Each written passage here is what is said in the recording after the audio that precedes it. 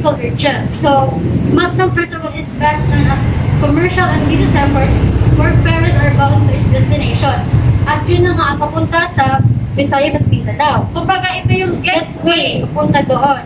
Yeah. So, speaking of seaport, yun ang kauna-unang destination na pupuntahan natin ngayon. So, ano pa hinihintay nyo? Tara na! So, andito na nga tayo sa Matnog Port. Say, hi! So, yan. You are now leaving the island of Luzon. Kasi nga, di ba, sabi po namin kanina na Matnog is the gateway going to Visayas and Luzon. Kuya Guard, mag-hi ka. Kuya Guard. Spin pa ka.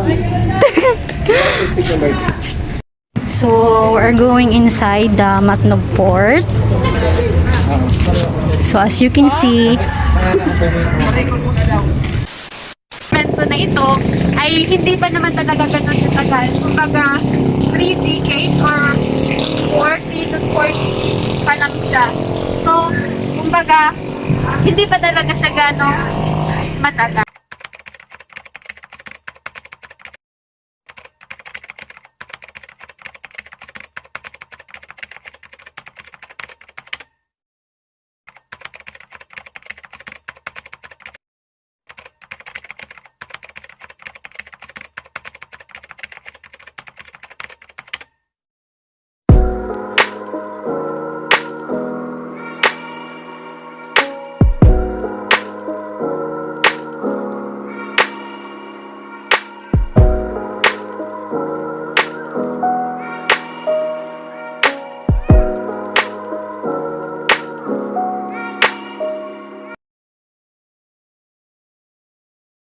you know that was shoot here in Matnog Port, year 2014?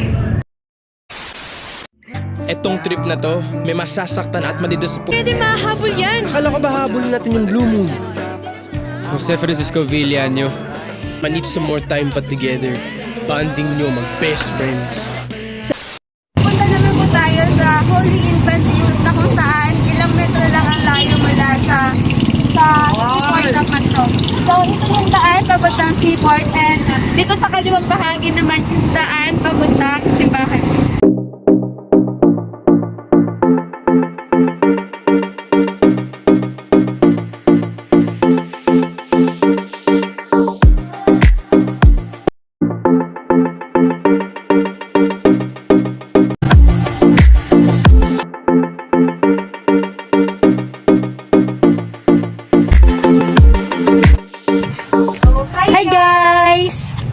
So, andito na nga kami sa Holy Infant Jesus Parish, which is located in Barangay Caloocan, Matnog, Sorsogon. So, actually, the first church in Matnog was constructed in bangon taong 1780. However, there was no assigned priest during that time. So, when they celebrated the Mass, the unassigned priest from Bulusan went to Matnog and presided the Mass. Yeah, so it was Father Santiago Nepomuceno, so who was the first priest here in Matnog. So during that time, yung mga tao ang nag-volunteer na mapatayo ito. So nakita nyo nga naman na kung ano ang itsura niya noon, ganun pa rin hanggang ngayon. 'Di ba? Yes. So siguro may mga nabago lang sa sa interior, pero yung labas, yung anyo niya is ganun pa rin. Kaya lang So, hindi tayo pwede pumasok kaya yeah. sa loob. Hindi pwede pumasok sa loob dahil sarado po siya at I think. so alam Bawal niyo talaga. alam niyo po ba na itong church na to ay almost 57 years nang nakatayo dito. So, yes, so yung taong 1864, ito na talaga yung present site niya sa Caloocan. Yeah. 57 years na siya nakatayo. So, imagine, ilang taon na rin, pero look at the... Yeah, mas maganda sana kung ipapakita namin sa inyo yung nasa loob, kaso hindi po ata pwede.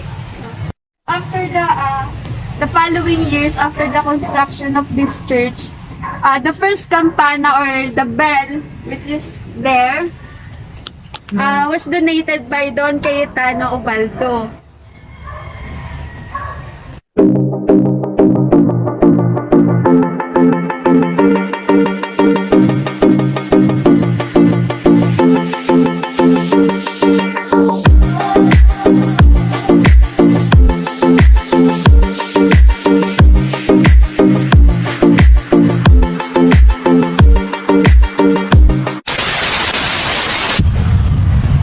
So, yun nga guys, after Father Santiago de Pumolino, ang naging aside priest naman dito sa amin ay si Father Mariano Duran. So, during this time, natayo ang kauna-unahang kumbento at dun po banda ang kumbento. Yes, and then after that, yung sumunod naman na nasay na pare dito sa Holy Infant Jesus Parish is si Father Epifanio Garcera. And then, during his term, he faced many trials kasi nga, year 1881 ata yun, nasunog yung first convent. So, nasunog siya. And then, after that, an epidemic, cholera epidemic. Sobrang daming namatay na tao. So, kumbaga parang kay Father Garcera, sobrang hirap na kasi yung mga tao din is naniniwala sila sa superstition at Hindi na sila naniniwala sa Diyos. Dahil sa nangyari yun. so, it was really difficult for Father Garcera na i-lead yung mga tao pabalik sa Panginoon. Kasi nga,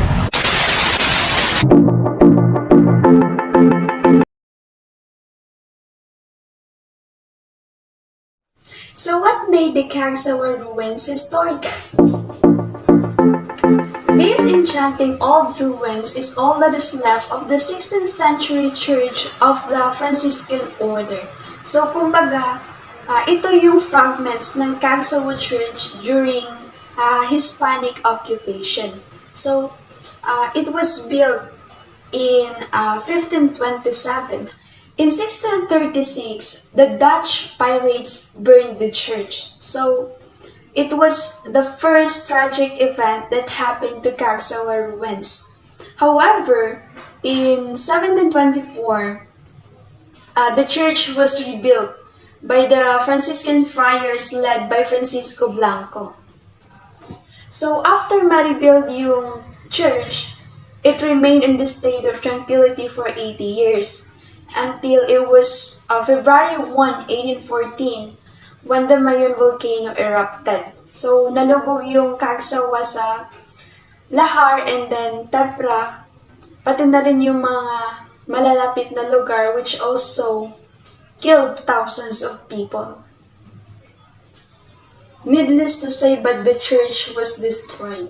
Yung natira lang is yung bell tower and a small fraction of what once represented the church. So, balit nang muling makabangon, another tragic event na naman yung dumating. The area was hit by a series of earthquakes that did most of the damage on the church stockade. Then, year 2006, the church peace was once more disturbed by Typhoon Dorian. So, the church tower survived relatively intact even though the rest of the environment was destroyed. After all those burns, volcanic eruptions, earthquakes, and even typhoons, the